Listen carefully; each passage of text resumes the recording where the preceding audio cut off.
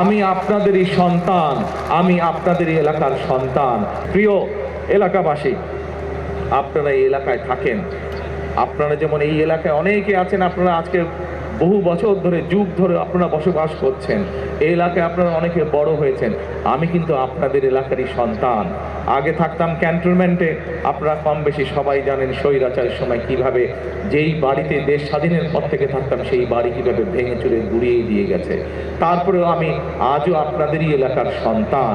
আজকে আমি বরং আগে থাকতাম ক্যান্টনমেন্টে, এখন এসে উঠেছি আমি গুলশানে, আপনাদের আরও কাছাকাছি, আপনাদের প্রতিবেশী। কাজে আমাকে আপনারা, আমি আপনাদেরই সন্তান, আমি আপনাদেরই এলাকার সন্তান।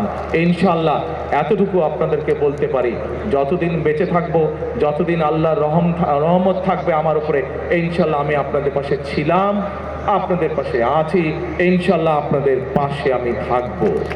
আপনাদের বিপদে আপদে যতটুকু পারি নিজের সাধ্য মতন আমি কড়াইলবাসীর পক্ষে থাকবো, আমি এই এলাকার মানুষের পাশে থাকবো।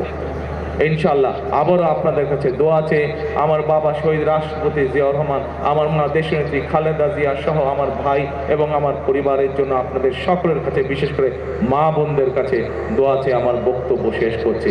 আবারও আপনাদেরকে দোয়া করবেন আল্লাহর কাছে, যাতে যেই কথাগুলো আপনাদের সামনে বলেছি, আপনাদের যেই সমস্যাগুলো আছে, এলাকার যেই সমস্যাগুলো আছে, সেই সমস্যাগুলো যে সমাধান করার জন্য আল্লাহ আমাকে যেন তৌফিক দেন, আল্লাহ যাতে আমাকে রহম দান করেন, এই দোয়াতে, এই প্রত্যাশা করে আপনাদের সামনে থেকে বক্তব্য শেষ করছি।